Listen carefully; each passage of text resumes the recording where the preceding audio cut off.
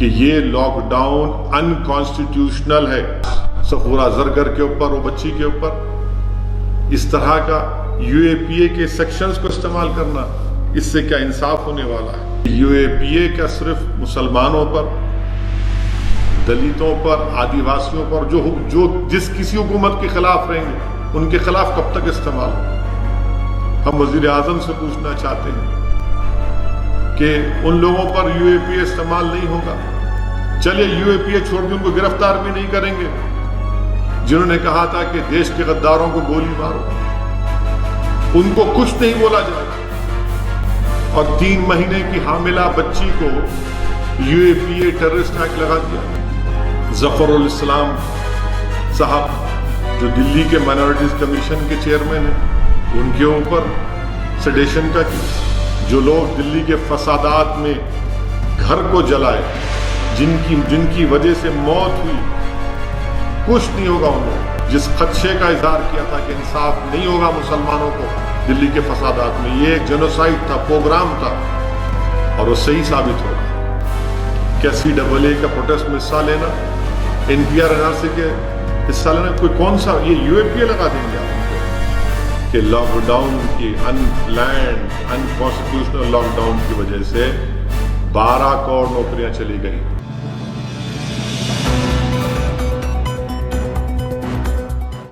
افسوس کے ساتھ مجھے کہنا پڑتا ہے کہ دلی میں جامعہ ملیہ یونیورسٹی کی ہماری ایک بچی کو، صفورہ زرگر کو، حاملہ ہے 4 مہینے کی، اس کو اریسٹ کر لیا گیا، ایک اور لڑکی کو اریسٹ کر لیا گیا، اور کیا سیکشن لگایا گیا؟ ان لافل ایکٹیویٹیز پریونشن ایکٹ کے سیکشن لگائے گئے۔ کیا جرم ہے ان کا؟ کیا جرم ہے کہ ایک حاملہ بچی کو جیل میں ڈال دیے؟ ہم پوچھنا چاہتے ہیں وزیر اعظم سے، ہوم منسٹر سے، کہ یہ کیا ہو رہا ہے؟ ایک حاملہ لڑکی کو گرفتار کرنا، اسٹوڈنٹس کو گرفتار کرنا، ان پر یو اے پی اے لگانا، اور یو اے پی اے کا کون سا سیکشن؟ سیکشن 13، 16، 17 اور 18 لگانا، یعنی اس کا پنشمنٹ کیا ہے سیکشن 16 اور 18 کا؟ کہ اس کا پنشمنٹ فار ٹیررسٹ ایکٹ ہے، یعنی سزا ہوگی تو ٹیررسٹ ایکٹ۔ یہ ٹیررزم کر رہے تھے لوگ، سی ڈبل اے کے خلاف، N P R N R C کے خلاف آواز اٹھانا ہے ٹیررسٹ ایکشن ہے؟ عجیب بات ہے۔ اور پھر سیکشن 13 لگانا، ان لافل ایکٹیویٹی، احتجاج کرنا ان لافل ایکٹیویٹی کب سے ہو گیا؟ اور یو اے پی اے کا ایکٹ لگانا، اور یہ سیکشن 16 اور 18 کہاں سے آیا؟ میں ہمیشہ یو اے پی اے کے خلاف آواز اٹھاتا رہا، جب ہم یو پی اے کی تائید کر رہے تھے اس وقت بھی اس کی مخالفت میں ووٹ دیا تھا۔ اب 2019 میں جب اس میں ترمیم کی گئی، اب اس وقت بھی ہم نے اور امتیاز جلیل ایم پی نے مخالفت کی۔ آپ اندازہ لگائیے کہ سیکشن 16 اور 18 کو پوٹا کے، اس میں پوٹا کا جو ایکٹ تھا اس میں ڈال دیا گیا، اور پھر آپ سوچئے کہ یہ یو اے پی اے کتنا ایک ظلم ہے، اتنا انکانسٹیٹیوشنل، اتنا گندا قسم کا قانون ہے کہ اس کا سیکشن 43D دیکھیے، بیل پروویژن کا، یہ ایگزیکٹ ریپلیکا ہے سیکشن 49 سب سیکشن 7 پوٹا کا، اور کیا کہتا ہے کہ اس میں بیل مل ہی نہیں سکتی آپ، امپاسبل ہے، امپاسبل ہے۔ کیوں امپاسبل ہے؟ کیونکہ یہ کہتا ہے کہ جب تک کورٹ پبلک پروسیکیوٹر کو نہ سن لے، مجسٹریٹ بیل نہیں دے گا، اور پھر چارج شیٹ کو دیکھنے کے بعد تو جو ایکیوزڈ ہے، یعنی صفورہ زرگر کو جو 3 مہینے کی حاملہ ہے یہ بچی، اس کو اپنا انوسنس دکھانا پڑے گا بیل کے لیے، یعنی پہلے دکھانا پڑے گا، یہ تو ٹرائل میں ہوتا ہے، مگر اس کو اور دوسری جو لڑکی کو پکڑا گیا ہے اور دیگر لوگوں کو، ان کو بیل کی ہیئرنگ میں اپنا انوسنس دکھانا پڑے گا، یعنی ٹرائل شروع ہونے سے پہلے بیل ملنے کے لیے۔ یعنی یہ پرزمپشن آف انوسنس ہے ہی نہیں اس میں. اسی لیے گندا قانون یہ یو اے پی اے میں ان بچوں کو ڈالا گیا. اب آپ دیکھیے کہ اس میں کیا لکھتی ہے ایف آئی آر میں. دلی پولیس لکھتی ہے پری میڈیٹیٹڈ کانسپریسی. کون سی کانسپریسی؟ کہاں کی کانسپریسی ہے؟ اور پھر اسی لیے یہ ایک طریقے سے صرف مسلمانوں کے اوپر یو اے پی اے کا استعمال کرنا. یہ ہم وزیر اعظم سے اور ہوم منسٹر صاحب سے پوچھنا چاہتے ہیں کہ یو اے پی اے کا صرف مسلمانوں پر، دلتوں پر، آدی واسیوں پر جو جس کسی حکومت کے خلاف رہیں گے ان کے خلاف کب تک استعمال ہوگا؟ ہم وزیر اعظم سے پوچھنا چاہتے ہیں کہ ان لوگوں پر یو اے پی اے استعمال نہیں ہوگا. چلیے یو اے پی اے چھوڑ کے ان کو گرفتار بھی نہیں کریں گے جنہوں نے کہا تھا کہ دیش کے غداروں کو گولی مارو. ان کو کچھ نہیں بولا جائے گا. اور 3 مہینے کی حاملہ بچی کو you a P a terrorist act لگا دیا گیا. جو بیان دیے کہ دیش کے غداروں کو گولی مارو وہ آج آرام سے بیٹھے ہوئے ہیں. اور یہ اس لڑکی کو جو 3 مہینے کی حاملہ ہے اس کی کیریکٹر اسیسینیشن کیا جا رہا ہے. آپ بتائیے ظفر الاسلام صاحب جو دلی کے مائنورٹیز کمیشن کے چیئرمین ہیں ان کے اوپر سیڈیشن کا کیس. ارے آخر کے کہاں جائے گا یہ؟ انہوں نے جو ٹویٹ کیا تھا اس میں انہوں نے خود کہا کہ اس ملک کے موجودہ کووڈ کی وجہ سے میں اس کو واپس لیتا ہوں. مگر جو بنیادی بات انہوں نے کہی تھی اس پر کون سا سیڈیشن لگائیں گے آپ؟ کہاں سے لگائیں گے؟ آپ اندازہ لگائیے کہ کس طریقے سے قانون کو استعمال کیا جا رہا ہے. جو لوگ دلی کے فسادات میں گھر کو جلائے، جن کی وجہ سے موت ہوئی، کچھ نہیں ہوگا ان لوگوں کو. آج آرام سے گھوم رہے ہیں کہ دلی کے. میں نے اس وقت ہی پارلیمنٹ میں جب دلی کے فسادات پر بحث ہوئی تھی، ہوم منسٹر کے بیان کے بعد میں نے پارلیمنٹ سے باہر نکل کر جس خدشے کا اظہار کیا تھا کہ انصاف نہیں ہوگا مسلمانوں کو دلی کے فسادات میں، یہ ایک جنوسائیڈ تھا، پروگرام تھا، اور وہ صحیح ثابت ہو رہا. آج صفورہ زرگر کے اوپر، وہ بچی کے اوپر اس طرح کا یو اے پی اے کے سیکشنز کو استعمال کرنا، اس سے کیا انصاف ہونے والا ہے؟ کیا سی ڈبل اے کا پروٹیسٹ میں حصہ لینا، N P R N R C کے حصہ لینا، کوئی کون سا یہ یو اے پی اے لگا دیں گے آپ ان کے اوپر؟ افسوسناک بات ہے، بڑی افسوسناک بات ہے. میں اس کی مذمت کرتا ہوں اور حکومت سے مطالبہ کرتے ہیں کہ اس کو فوراً واپس لیا جائے. تیسری اہم بات کہ ہمارے وطن عزیز میں کووڈ وائرس کی وجہ سے لاک ڈاؤن چل رہا ہے. لاک ڈاؤن چل رہا ہے. مارچ میں شروع ہوا، اب لاک ڈاؤن چل رہا ہے. تلنگانہ میں 29 مئی تک لاک ڈاؤن رہنے والا ہے. میں شروع دن سے کہہ رہا ہوں، میں نے اس پر آرٹیکل بھی لکھا، قانون دانوں سے مشورہ کر کے، کہ یہ لاک ڈاؤن انکانسٹیٹیوشنل ہے. آپ national disaster management act, epidemic act کے تحت گورنمنٹ آف انڈیا پورے ملک میں لاک ڈاؤن نہیں ڈال سکتی. یہ فیڈرلزم کے خلاف ہے، یہ اسٹیٹ سبجیکٹ ہے. مجھے نہیں معلوم کہ اسٹیٹ گورنمنٹس خاموش کیوں ہیں. افسوس اس بات کا ہے کہ دلی چیف منسٹر، ان کے ہی ڈیلی مائنورٹیز کمیشن کے اوپر کیس بک ہوتا ہے، ایک لفظ نہیں بولتے دلی کے چیف منسٹر. آپ کیا خاموشی ہے آپ کی؟ یہ اتنی خاموشی، آپ نے ان کو نامزد کیا، آپ کی سرکار نے ان کو نامزد کیا ہے. 72 ایئر اولڈ ہے وہ آدمی. آپ بتائیے. اور پھر یہ لاک ڈاؤن کی وجہ سے جتنے ہمارے مائیگرنٹ لیبررز ہیں جو خاص طور سے بہار، بنگال، یو پی، جھارکھنڈ سے ہمارے دیش کے مختلف بڑے بڑے شہروں میں گئے، یہی غریب لوگ ہیں جنہوں نے हमारे नए भारत को बनाने में अपना रोल अदा कर रहे हैं। अफसोस होता है कि सीएमआई की रिपोर्ट ये बताती है जिसमें से 4 करोड़ तो सिर्फ ये माइग्रेंट लेबरर्स हैं। इनकी कैफियत देखिए। औरंगाबाद में पैदल निकलते हैं, पैदल माइग्रेंट लेबरर्स, और पैदल निकलते हैं कितने लोगों की, 16 लोगों की मौत हो जाती है, क्योंकि वो गरीब को मालूम कि जो ट्रेन की पटरी को देखकर चलूंगा तो मैं अपने गांव को, अपने देश को पहुंच जाऊंगा। उसको नेशनल हाईवे से मतलब नहीं है, वो सिर्फ ट्रेन की पटरी को, ट्रैक को देखकर समझता है कि मुझे इस तरफ जाना है। थक गए थे वो लोग। किसी ने कहा कि वो बेहोश होकर गिर गए थे। आप अंदाजा लगाइए कि हम क्या जवाब देंगे, हम अपने ज़मीर को क्या जवाब देंगे। मुझे शर्मिंदगी महसूस होती है, बहैसियत एक एमपी के तकलीफ होती है कि मैं क्या जवाब दूंगा। मैं जो देख रहा हूं, भूख को, फाका कशी को, गुर्बत को, बेरोजगारी को, कभी मैंने अपनी जिंदगी में नहीं देखा ऐसा। और फिर औरंगाबाद की उस ट्रेन के पटरियों पर 16 लोगों की मौत, उन गरीबों की मौत, उसमें कोई आला जात के लोग नहीं थे। और फिर वो तस्वीर आती है कि लाशें बिखरी पड़ी हुई हैं और रोटियां पड़ी हुई हैं रेलवे के ट्रैक के ऊपर।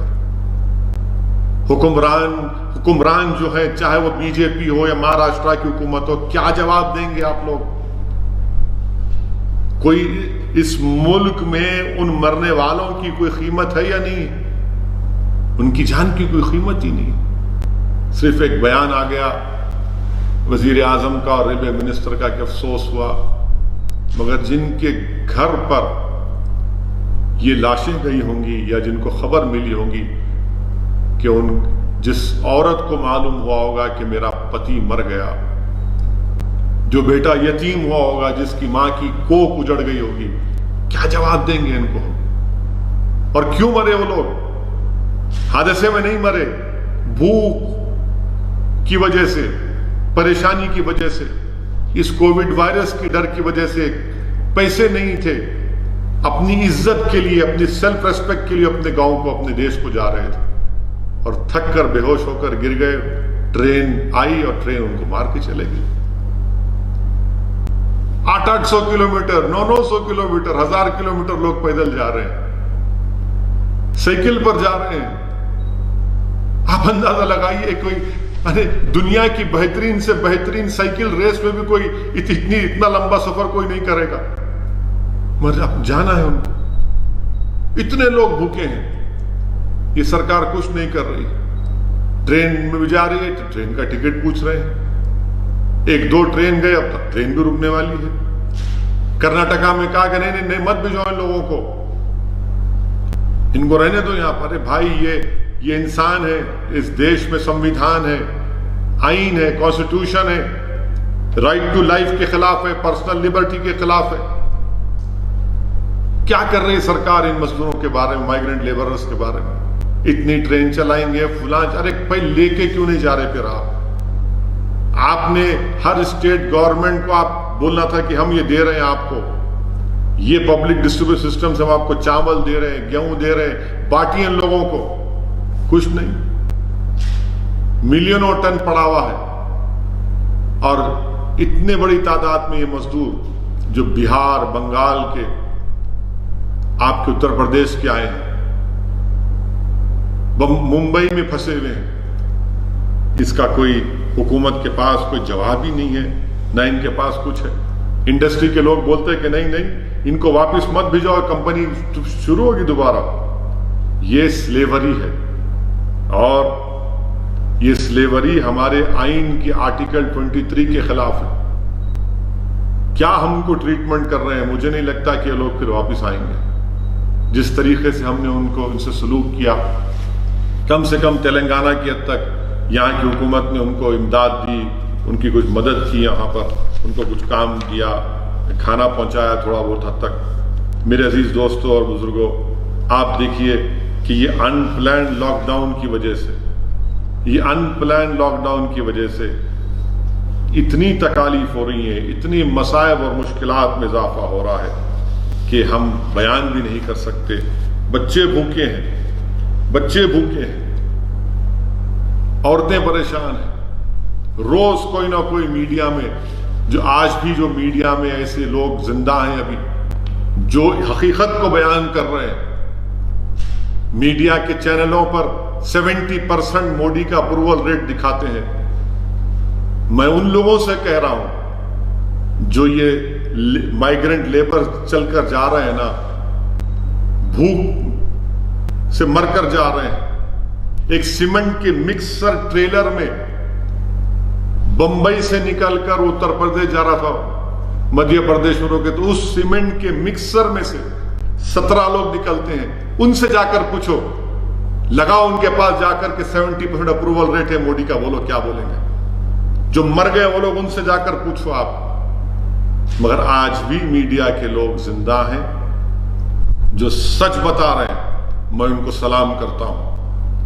جو غریبوں کی تکلیف کو بیان کر رہے ہیں, جو مزدوروں کی بربادی کی داستانوں تک آج بھی ہمارے گھروں تک پہنچانے کی کوشش کر رہے ہیں. میرے عزیز دوستوں اور بزرگوں, اور اس کے اوپر سونے پہ سہاگا یہ ہے کہ پھر ان تمام مصائب اور مشکلات میں بھی مسلمانوں کے خلاف نفرت. چنئی میں کسی بیکری میں لکھ دیا گیا کہ نہیں یہاں پر مسلمان کام نہیں کرتے. اچھا, تو کیا کرنا چاہیے؟ کیوں اتنی نفرت آپ کر رہے ہیں؟ آپ اس طرح کے نوٹسز لگا کر, یہ آرٹیکل 17 کا وائلیشن ہے, انٹچبلٹی برخاست ہو چکی ہے, اور آپ وہ نوٹس لگا رہے بیکری میں. کیا یہ لوگ کیا انسان کہلانے کی ولایت ہے کہ اس طرح سے حرکت کر کے یہ کیا جا رہا ہے؟ علی گڑھ میں ایک بچے کو اتنا مارا اور پیٹا گیا, صرف مسلمان ہے بول کے. میرٹھ میں پولیس جا رہی ہے, ایک ترکاری کی منڈی ہے, اس کو الٹ دیے پولیس والے. کیوں بھائی؟ وہ غریب ہے, ترکاری بیچ رہا ہے, اس کو پلٹا دیا. آخر یہ نفرت کہاں جا کے رکے گی؟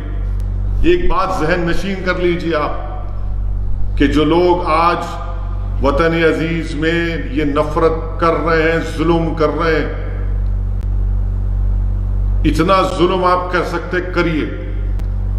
ہم بھی دیکھنا چاہ رہے ہیں, اور دنیا دیکھ رہی ہے آپ کی حیوانیت کو. دنیا دیکھ رہی ہے کہ آپ کے ظلم کو دنیا دیکھ رہے, ہم بھی دیکھ رہے ہیں. مگر یاد رکھیے, تاریخ کبھی آپ کو معاف نہیں کرے گی.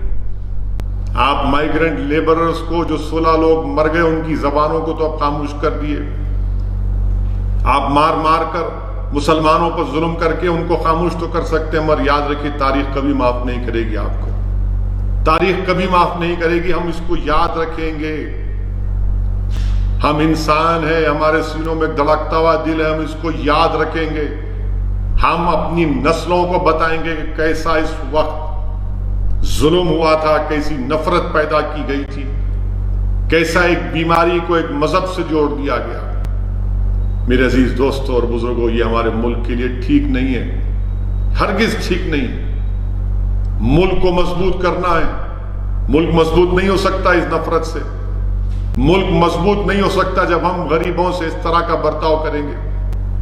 کون سی محبت کے مظاہرے ہم کر رہے ہیں کہ جب بھارت کی ہائی ویز کے اوپر دلی سے, ممبئی سے, حیدرآباد سے, بنگلورو سے, چنئی سے لوگ جا رہے ہیں اپنے وطن کی طرف. کیا جواب دیں گے ہم ان لوگوں کو؟ اور ان کا قصور کیا؟ اس میں صرف غریب ہیں. اپنے گھر کو, اپنے بچوں کو کھلانے کے لیے, اپنے گھر میں ایک چراغ جلانے کے لیے, چولہا جلانے کے لیے ہزار کلومیٹر دور اپنے گھروں سے پھنسے پڑے ہوئے. گجرات سے فون آتا ہے, سورت سے آتا ہے کہ ہم کو جانا ہے, ہمارا انتظام کرو. ہم جانا چاہتے ہیں, بہار کو جانا چاہتے ہیں, سیمانچل کو جانا چاہتے ہیں, کشن گنج کو جانا چاہتے ہیں, اراریا کو جانا چاہتے ہیں. میرے بھائی, میرے عزیز دوستوں اور بزرگوں, میں امید کرتا ہوں کہ ہماری حکومت حرکت کرے گی. دیکھ لیا نا آپ نے, جو لوگ ہمارا مذاق اڑا رہے تھے جب ہم نے کہا کہ دیے جلاؤ, تھالی بجاؤ, یہ سب اس سے کچھ ہونے والا نہیں ہے. آج دیکھ لیا آپ نے ان لوگوں کے, غریبوں کو. 4 کروڑ माइग्रेंट लेबर्स की नौकरी चले गई। अनप्लान्ड लॉकडाउन की वजह से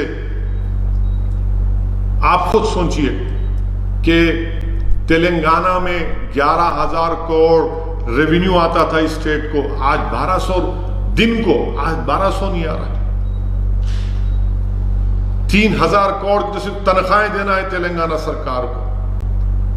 बड़ी बड़ी बातें करते थे बीजेपी के लोग, 15% जीडीपी, अब -15% हो गया। 1 लाख करोड़ का आपने टारगेट लगाया था अप्रैल में टैक्सेस का, कितने हैं आपके पास? 25,000 करोड़ भी नहीं है। इस सरकार के पास क्या पॉलिसी है? आज आप कह रहे हैं कि ट्रेन को चला देंगे, आज आप कह रहे हैं कि इकोनॉमी को रिवाइव करेंगे। अजीब बात है कि शराब की दुकानें खोल दी आपने, जब सोशल डिस्टेंसिंग का ख्याल नहीं आया किसी को। 9 बजे शराब की दुकान खुलना और 6 बजे लोग खड़े हुए हैं, वहां सोशल डिस्टेंसिंग नहीं है। हजारों की तादाद में लोग एक दूसरे से चिपके हुए हैं, क्या शराब खरीदना है? वाह, ये गांधी का मुल्क है ना, ये नानक का मुल्क है, ये अंबेडकर का मुल्क है, और लॉकडाउन में शराब की दुकान और कोई सोशल डिस्टेंसिंग नहीं है। क्यों नहीं? रेवेन्यू आता। मैं वजीर आजम से कहना चाह रहा हूं, वजीर आजम, शराब की दुकान खोलने से अगर आमदनी हो सकती है तो आप नोट छापिए ना। रिजर्व बैंक के पास रिजर्व है, फॉरेन रिजर्व है, नोट छापिए, आप स्टेट्स की मदद करिए। मैं वजीर आजम से पूछना चाहता हूं, क्यों नहीं आप तेलंगाना के चीफ मिनिस्टर की इन तजावीज को क्यों नहीं कबूल कर रहे? आप FRBM एक्ट की लिमिट्स को 3% से 5% क्यों नहीं बढ़ा रहे? आप वेज एंड मीन्स एडवांस 100% क्यों नहीं कर रहे? आप PM केयर्स को आपने CSR में ला लिया, CM रिलीफ फंड को भी लाइए। वजीर आजम सिर्फ सुनते हैं, 4-5 घंटे वीडियो कॉन्फ्रेंस हो रही है और कह दिया कि इकोनॉमी रिवाइव करें। कैसे इकोनॉमी रिवाइव होगी? कहां से इकोनॉमी रिवाइव होगी? सेंट्रल गवर्नमेंट का क्या रोल होगा उस स्टेट्स को हेल्प करने के लिए? आप कह रहे हैं कि नहीं, अब तो कोविड से साथ रहना है। फिर इतने दिन हमने जो लॉकडाउन किया, क्या हासिल किया बताइए? क्या सरकार ने किया? कोई जवाब नहीं है इनका इसके पास।